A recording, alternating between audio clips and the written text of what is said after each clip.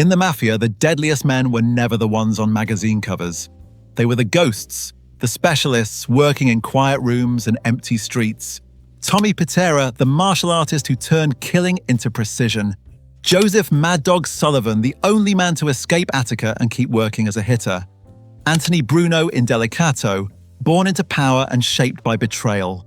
Samuel Red Levine, the red-haired phantom of Murder Inc., and Willie Two-Knife Altieri, a blade man whose name traveled farther than his face ever did. 5 mob killers you have never heard of, but once you meet them, you won't forget them. Let's get into it. Willie Two-Knife Altieri moved through New York in the 1920s like a shadow with a pulse. Men spoke his name in back rooms and alleys, usually in lowered voices, because Willie worked as the chief enforcer for Frankie Yale, the Brooklyn racketeer whose Italian-American Black Hand outfit controlled neighborhoods the way a storm controls a coastline. Yale had soldiers, hustlers, and collectors, but Altieri was the one he trusted when something needed to be settled for good. The strange thing about Willie is how little the world kept on paper about him. No clear date of birth, no family history that traveled through official files, no confirmed place or manner of death. He stepped in and out of the record like a man who understood the advantage of not leaving footprints. What survives are fragments. A description of a compact man, about 5'7", around 170 pounds, with blonde hair, blue eyes, and a quiet, unsettling way of keeping his hands clean. Those hands were smooth enough that people compared them to a woman's, yet they carried 2 knives in the leather scabbards strapped to his waist. He cleaned his nails with those blades, and he slept with them on his body as if the weapons were part of his bloodstream. Stories from the street said Willie handled killings in only a few ways. He strangled, he stabbed, or he used a Colt close enough that powder burns marked the victim's skin. The bodies ended up across the river in New Jersey, buried in places where the only witnesses were trees and silent ground. That pattern stayed the same for years. By 1919, Yale was dealing with an informer inside his own circle. Trust mattered in his world, and betrayal didn't get second chances. He sent Altieri to handle the problem. Willie went in with both knives, drove them into the man's torso, and snapped the blades off in the body. When he walked back out, he carried only the handles. Yale mounted those handles on a plaque and hung it in the office where he did his business. It was a message about loyalty, discipline, and the cost of breaking either. Willie had enemies of his own. The White Hand Gang, an Irish outfit based along the Brooklyn waterfront, believed he had a hand in killing one of their men, P.T. Bayon. They came after him with gunmen led by Pegleg Lonergan.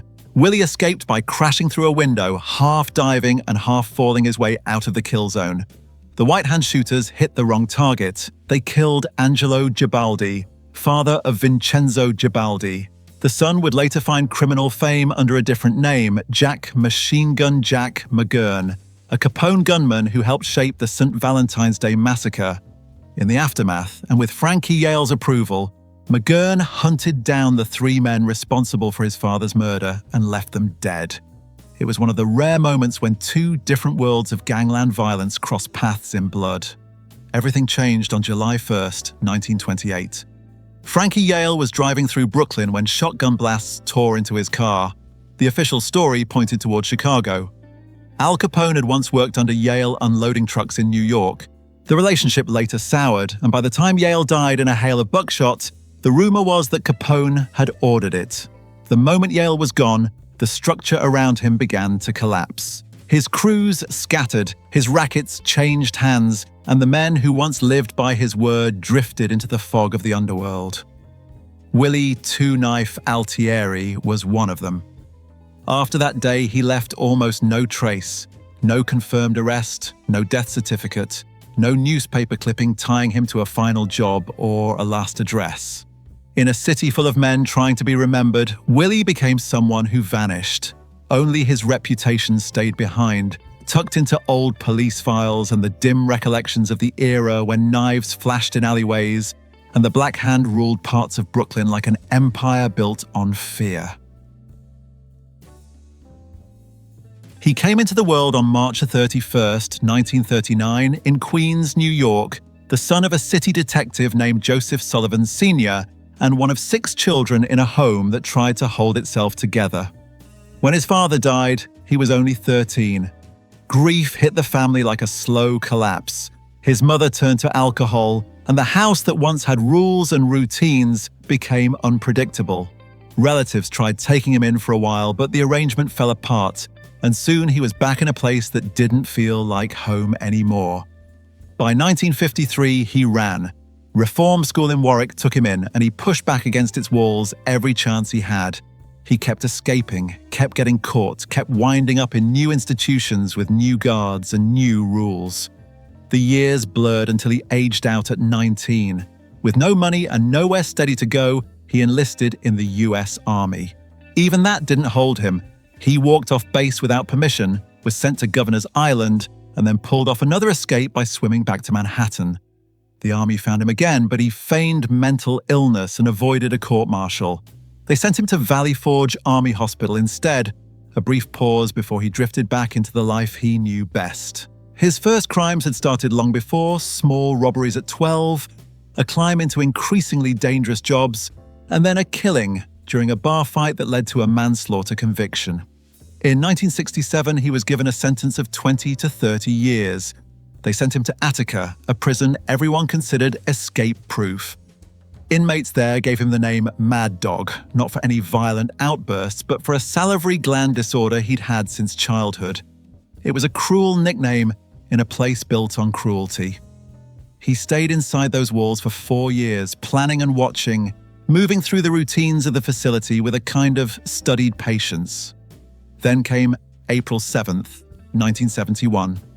Sullivan found a way past the perimeter, made it outside, and crossed into the parking lot. A driver waited there. Sullivan climbed in, got dropped near a bus station, and vanished into the world. Attica had been breached. For the first time anyone could remember, someone had beaten it. The escape didn't last. Weeks later, NYPD officers spotted him walking through Greenwich Village with a sawed-off rifle. The moment ended with handcuffs and another trip back behind bars. A few years passed. His lawyer at the time was former US Attorney General Ramsey Clark, and Clark helped him win parole in December 1975. Freedom didn't soften him. He drifted back into the criminal world and worked with the Genovese crime family. In the summer of 1976, he carried out a contract on 2 members of an Irish gang loyal to Mickey Spillane. Trouble between the Italian and Irish crews was rising, and Sullivan became a weapon for the Genovese side. In 1977, he married a woman named Gail. They had 2 sons, Ramsey and Kelly, and for a moment he looked like a man who might have wanted to hold on to something normal. But he never stepped away from the life. That same year, Spillane was murdered, and though police treated Sullivan as a suspect, he was never charged. He was also tied to the killing of Tom the Greek Kapatos. Another target he pursued was Bonanno boss Carmine Cigar Galante. Sullivan spent much of the summer of 1978 trying to complete that contract, waiting for the right moment, but the opportunity never lined up. A year later, a separate team of gunmen walked into a Bushwick restaurant and shot Galante dead in broad daylight. By then, Sullivan had a reputation as a disciplined hitman. He spoke openly years later about how he prepared for a job, running in a park, clearing his mind, rehearsing the steps in his head until the killing felt like something inevitable. Investigators believed he had taken the lives of 20 to 30 people. His final contract came in 1981. The target was John Fiorino, a Teamsters vice president with reported mafia ties. Sullivan waited outside a restaurant near Rochester with a shotgun. When Fiorino appeared, Sullivan fired. The blast tore through the quiet street. He and his associate tried to escape, but their car lodged in a snowbank. The driver was caught. Sullivan burrowed into the snow and hid for nearly 8 hours before slipping away. Eventually, the police caught up with him, and once he was in custody, they tied him to 2 other Long Island murders. In 1982, he stood trial for the Fiorino killing and the additional homicides. He was convicted and handed 3 life sentences. Fallsburg, New York is where he ended up, inside Sullivan Correctional Facility, a maximum security prison built for men who aren't meant to walk free again.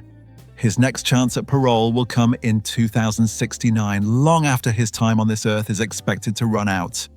That's the life of Joseph Mad Dog Sullivan, the man who once slipped out of Attica, worked the streets as a professional killer, built a family, and stayed loyal to a world that never gave him peace. He was born on March 4th, 1947, into a world where loyalty could be the difference between power and a bullet, where a handshake could launch a fortune or end a life. His name was Anthony Indelicato, son of Alphonse Sonny Red Indelicato, one of the Bonanno family's heavyweight capos. In the neighborhoods that fed the mob, that lineage opened doors and created expectations. Anthony carried both. His world widened even more when he married Catherine Burke, the daughter of Jimmy Burke from the Lucchese family's orbit. It was the kind of union that tied two criminal bloodlines together the way old families in Europe once married for territory and influence. By the late 1970s, Anthony was already moving in the shadows of Bonanno politics. Philip Rastelli, the official boss, was in prison. Carmine Galante had seized control on the street, taking over rackets and pushing men aside with a confidence that frightened even other bosses. Galante had created more enemies than allies, and the commission eventually gave its approval for him to be removed. On July 12, 1979, Galante walked into Joe and Mary's Italian-American restaurant in Bushwick for lunch, unaware that the next hour of his life had already been decided. 3 gunmen entered the patio and opened fire. Galante died where he sat, still wearing the cigar that had become his trademark. 2 men at the table with him were killed as well. Anthony Indelicato played a role in that hit, and afterward, he was rewarded with a promotion to capo. For a young man raised in the world of the Bonannos, it was the kind of advancement that defined a career. The years that followed were marked by violence inside the family. A split formed between 2 factions, one loyal to Rastelli under the guidance of Dominic Napolitano and Joseph Massino, and another consisting of 3 powerful captains, Alphonse Sonny Red Indelicato, Philip Giacona, and Dominic Trinchera. These men wanted the top seat for themselves. When word reached Massino, he went to the commission and received permission to eliminate them before they could strike first. On May 5th, 1981, the 3 captains walked into a meeting in Brooklyn. None of them walked out. Sonny Red, Giacone, and Trinchera were shot to death. The only man who survived that setup was Frank Lino, who had been brought there by Anthony's father and immediately shifted allegiance once the shooting stopped. Anthony was meant to be killed as well, but he didn't attend the meeting. His absence saved his life. Not long after, Napolitano turned to a man he believed was ready to earn his bones, Donnie Brasco, to take out Anthony. What Napolitano didn't know was that Brasco was actually FBI agent Joseph Pistone. When the Bureau pulled Pistone from undercover duty, Napolitano was told, his world collapsed and the attempt on Anthony's life faded into the files of an operation that would become one of the most famous infiltrations in FBI history. In November 1986, federal prosecutors put the Mafia Commission on trial. Anthony Indelicato stood among the defendants, charged with the Galante murder. On November 19th, he was convicted. 2 months later, on January 13th, 1987, he was sentenced to 40 years in federal prison and fined $50,000. Lewisburg Penitentiary became his new address.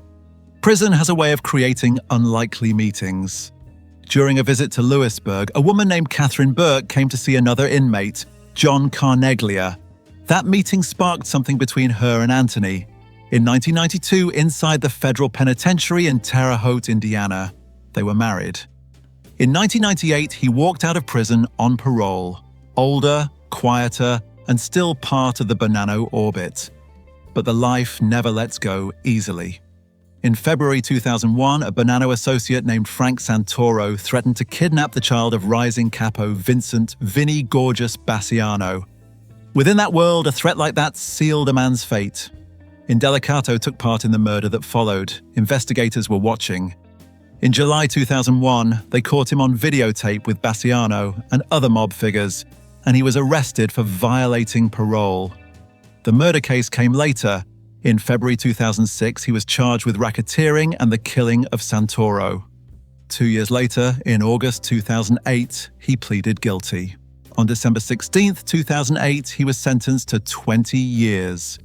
Danbury Federal Correctional Institution became the backdrop of his next chapter. 14 years later, on May 20th, 2022, he walked out once again.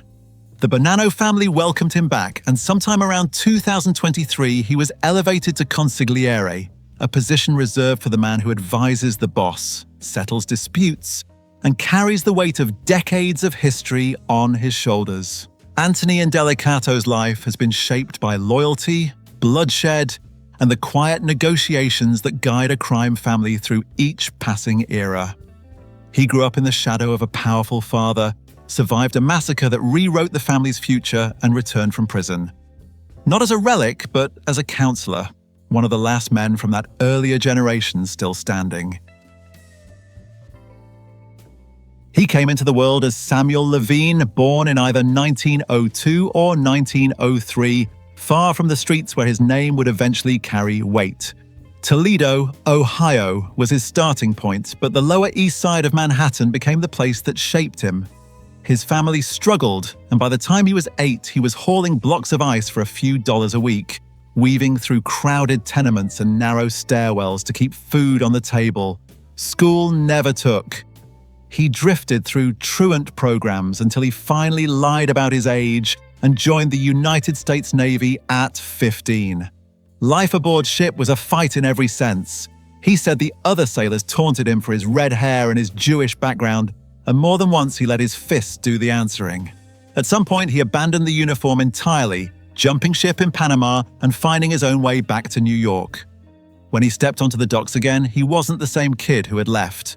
The underworld of the city in the late 1920s and early 1930s was shifting, violent, and hungry for men who could handle themselves. Levine moved into those circles quietly, slipping into the ranks of the killers who became known as Murder, Inc., a collection of Jewish and Italian hitmen who took orders from mob bosses with ambitions that stretched beyond the boroughs. By 1931, the Castellamarese War had torn the old mafia apart. At the height of that conflict, Levine was credited as the gunman who stood alongside Dutch Schultz's lieutenant, Abraham Bo Weinberg, during the murder of Joe the Boss Masseria inside a Coney Island restaurant. That killing helped clear the path for a new order led by Charles Lucky Luciano. Later that same year, Levine took part in another strike that would rewrite American organized crime.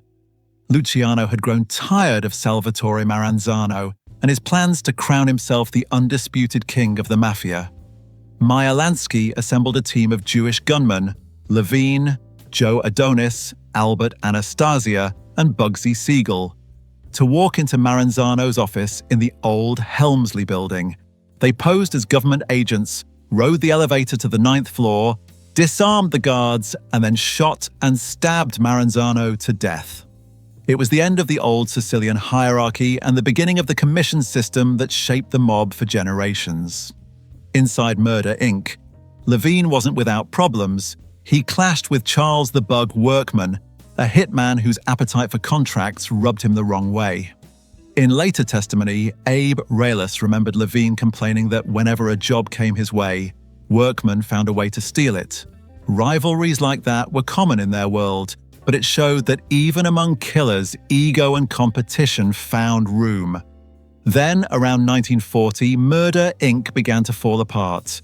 Detectives and prosecutors, driven by Rells's cooperation, rounded up scores of hitmen, racketeers, and middlemen. Many were executed or went to prison. Levine's name barely surfaced. He didn't testify, he wasn't indicted, and he didn't wind up in a lineup. He simply stepped out of sight. For decades, no one could say for certain where he'd gone. Occasional details surfaced later. According to the son of a Lower East Side funeral home owner, Levine was still alive and on their payroll into the mid-1960s. They gave him a weekly $200 check so he could show legitimate income, a quiet arrangement that kept him off law enforcement's radar. He remained one of the few men connected to Murder Inc., who managed to avoid prison and an early grave. Another glimpse came from a Village Voice article in 2001. It placed Levine in the newspaper and mail deliverers union during the 1970s, well into his 70s, helping manage the delicate balance of mob influence inside the industry. The union had long been dominated by Irish, Italian, and Jewish crews, and Levine was known for making sure each of the 5 families kept a piece of the action. The work included bootleg newspaper sales, gambling among the drivers, and loan sharking. It was the kind of quiet, unseen control that brought in money without creating headlines. In the last years of his life, he was said to spend time in Little Italy. He visited the Knotty Pine Social Club run by Genovese capo Peter DeFeo and stopped into the Ravenite, a building that would later become famous as John Gotti's headquarters.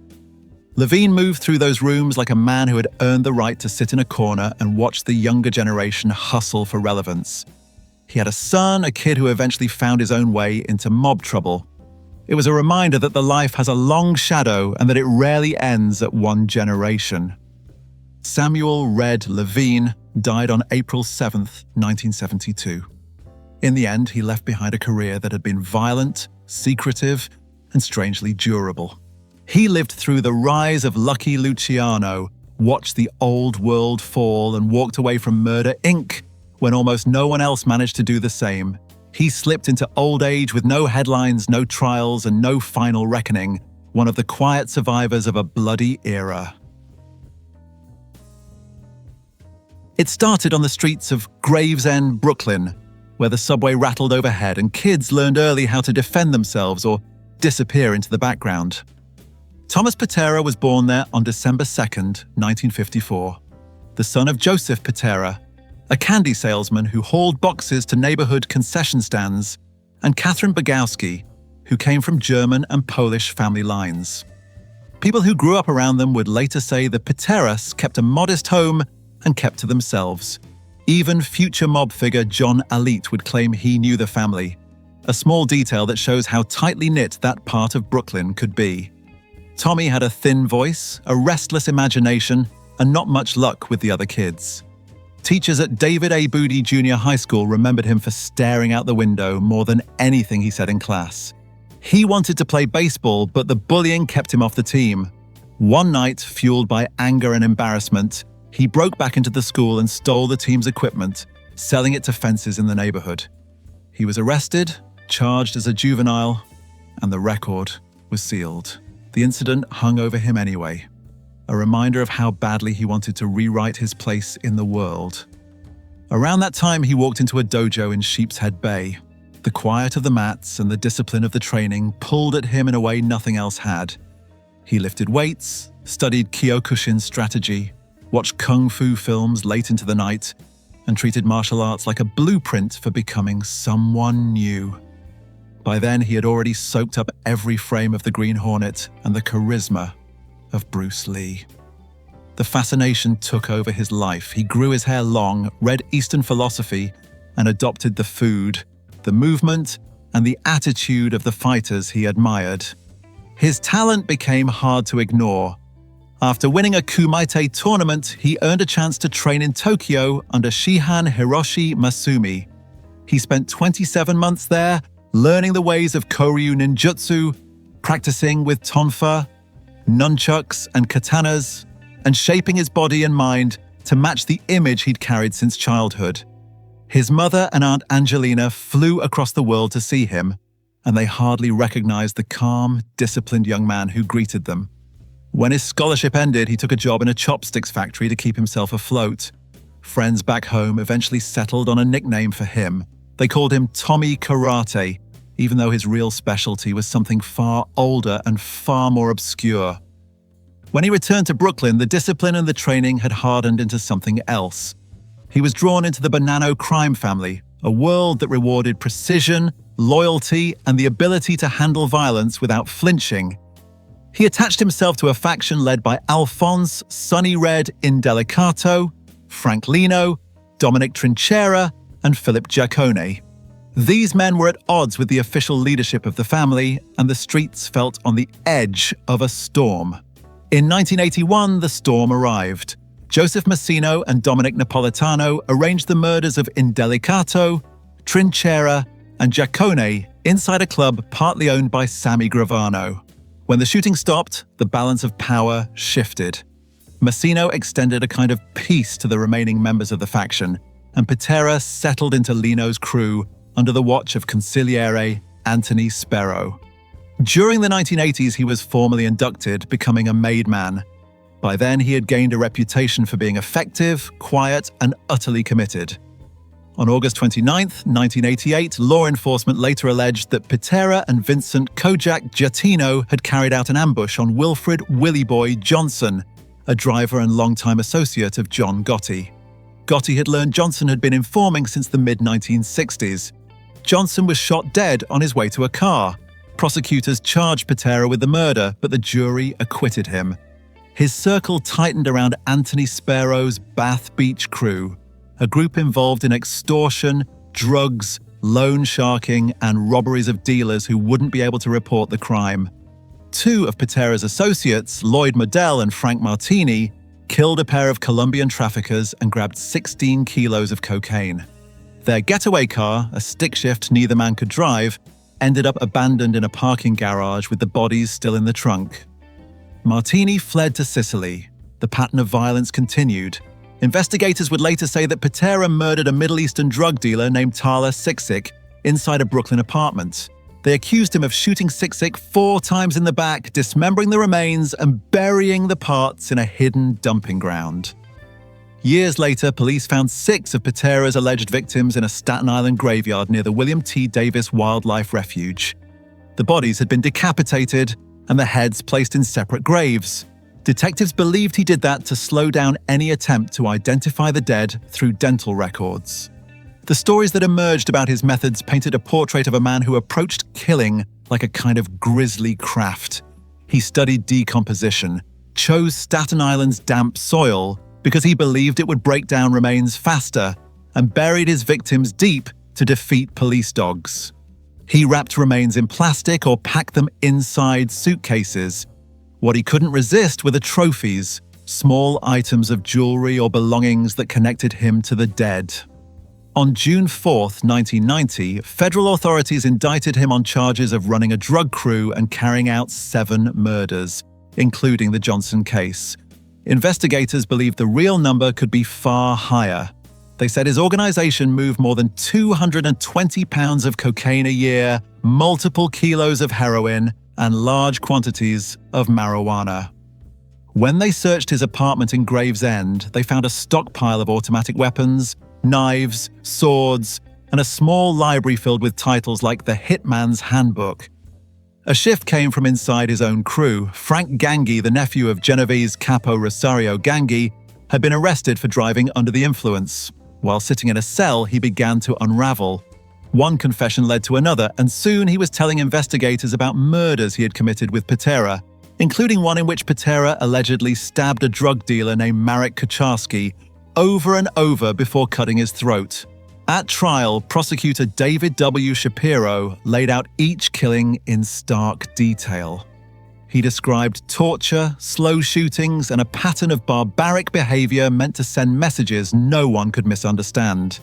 DEA agents testified about digging up the graves. The government sought the death penalty. Defense lawyer David A. Runker urged the jury to look at Pitera's lack of previous convictions and the deals given to other men who had also taken part in murders. Some of the killings happened before the federal death penalty law had taken effect, which meant life sentences were the maximum. His family members testified about the version of Tommy they knew at home, hoping to pull him back from the brink. On June 25, 1992, the jury convicted him of 6 murders and a major drug conspiracy. They rejected the death sentence. Judge Rena Raggi looked directly at him when she sentenced him in October, reminding him of the way his victims had died before handing down life in prison. Pitera smiled and gave a thumbs up to reporters, relieved at the outcome.